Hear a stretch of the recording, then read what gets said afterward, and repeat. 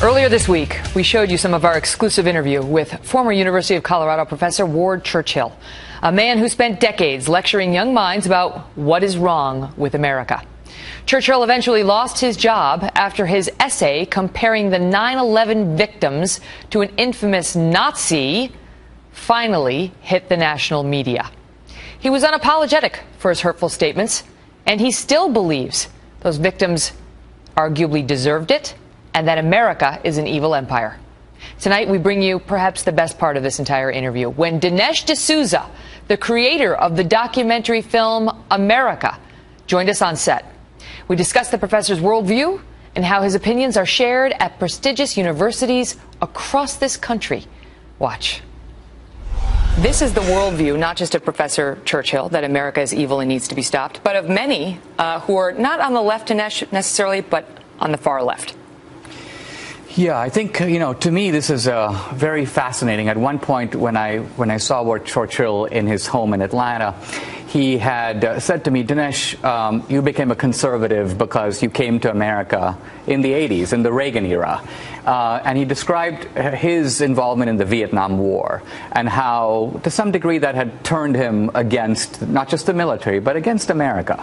And it occurred to me, we can think whatever we want about Vietnam, but what I think is remarkable is how a whole generation on the left went through that war, and it wasn't just that they turned against the war, but they made the war a metaphor for the country from the beginning. Mm-hmm. So they went right back to Christopher Columbus, and they rewrote American history into becoming a series of Vietnams, of war crimes, one after the other, and they haven't stopped. So if the country is bad, it deserves what it gets. And in a sense, the whole thrust of his argument depends on, are we in fact Nazi Germany, yes or no? Mm-hmm. Now, when I see the World Trade Center, I see something totally different than he does. In fact, what I see is America representing a technological capitalism that is making the whole world better. I mean, if Nike or if Apple opens up a jobs wanted sign in Bombay, the lines will be around the block. Why? Because people are seeing hundreds of millions of people are coming out of poverty in Singapore, in Thailand, in China, in India. Now, a lot of people still remain poor. I know that. But this technological capitalism here in America is not the problem. It's, in fact, the solution to the problem. So to treat the World Trade Center as a symbol of evil, it's actually a symbol of good in the world. My major point was, for all the buzz terms that sound nice when you put them on, what I think you see is a form of corporatism here. And corporatism is not necessarily capitalist. Corporatism could be fascist. For example, Mussolini was a corporatist. It could be state corporatism, as in the Soviet Union. That's independent of the ideology you frame it in, and certainly we don't have a free market. Is there anything good about America? Is there anything good about America? Yeah, I love to drive back and forth across the place, and there are people. Have we done anything good in our history? Have you done anything good in your history? I don't know who the we is here. You're talking about the government? The United States of America. Have we done any good? Boy, because you have a long list of the terrible things we've done. Can you think of anything good we did? Not off the top, but I'm sure you'll fill in the blanks. That's the problem with Professor Churchill, because people do not look at him as an honest broker. When you cannot offer one thing, maybe liberating Europe, maybe that was the Soviet Union, maybe ending World War II. I mean, nothing. Maybe fighting a war to end slavery. I think there were 27 million Soviets who died during that war that had a little more to liberating Europe, if that's what you want to talk about. You're making my point, sir. Right, but the Soviet Union was directly invaded, so they were merely protecting themselves and fighting the Nazis. They were perfectly happy to be allied with the Nazis before that. You remember? I do remember. And as for the United States not only liberated Europe but rebuilt Europe. And so former enemies, Germany and Japan, which were against us, are now friends. And I'm familiar with the history. Every year, tens of millions of people try to come to the United States. Yeah. They try to come. And if we lifted the curtains, more would come. Half the world would come here. Now, sure. They're coming here, voting with their feet, leaving everything that matters to them behind.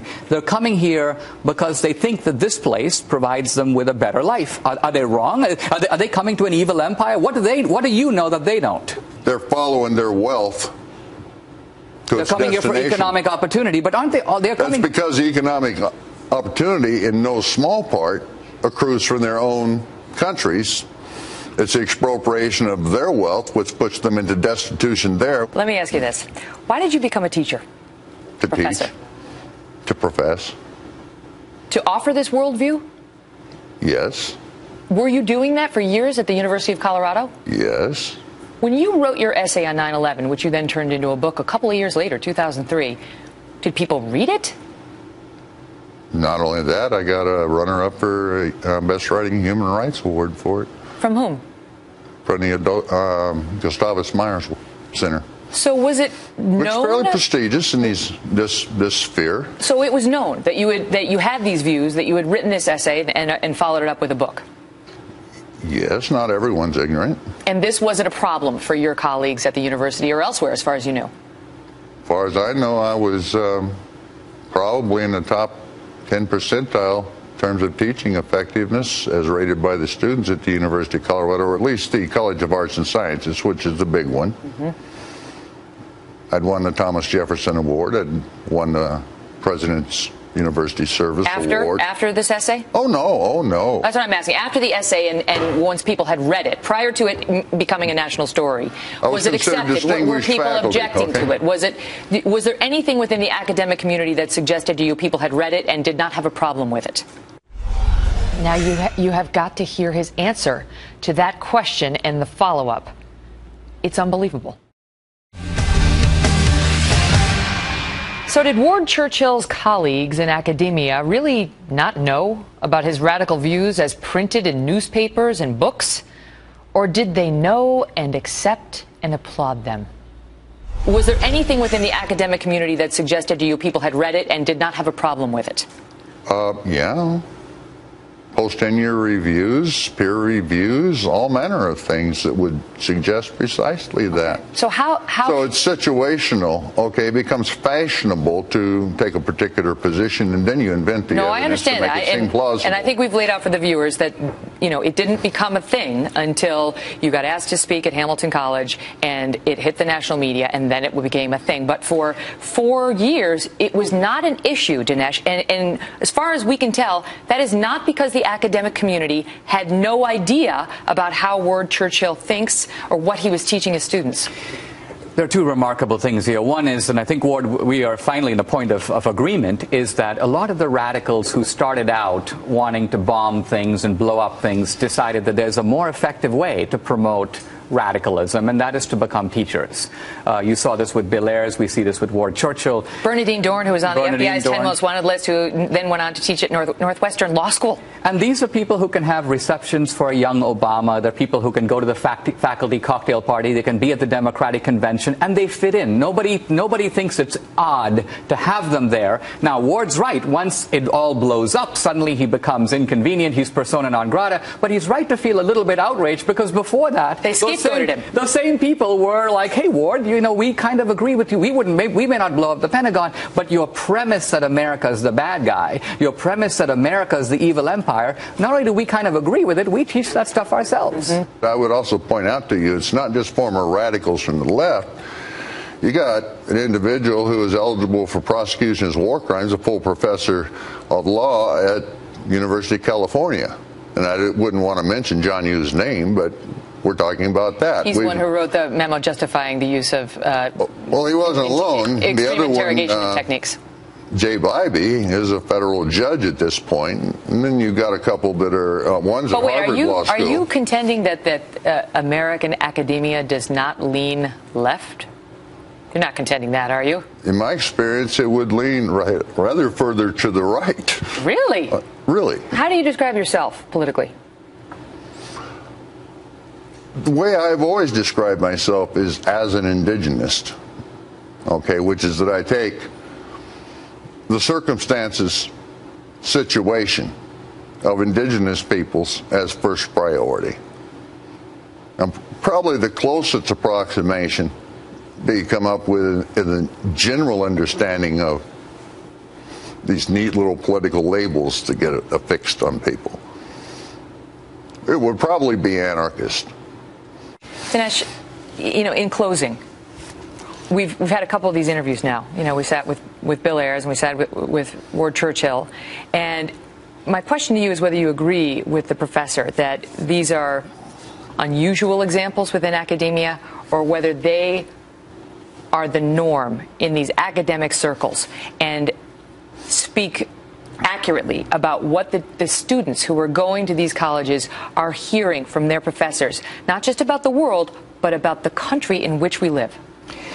See, I think we've seen a real shift in American politics, and most people are not even aware of it. I mean, if you go back, for example, to the Truman administration or FDR, the general agreement was it didn't matter if you're a Republican or Democrat. America's a good country.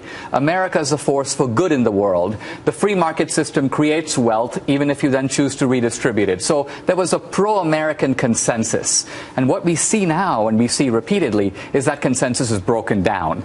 And a left has emerged out of the 60s and out of the Vietnam War that sees America in bitter, hostile terms. They see America as the enemy. They actually believe we're the evil empire. And so it is conceivable that they look at their job, their moral job is one of restraining, curtailing, and undermining America. And they're doing that in America. Now, this left has become extremely powerful in the media, in academia, in Hollywood, and it's now moving into the elementary and secondary schools.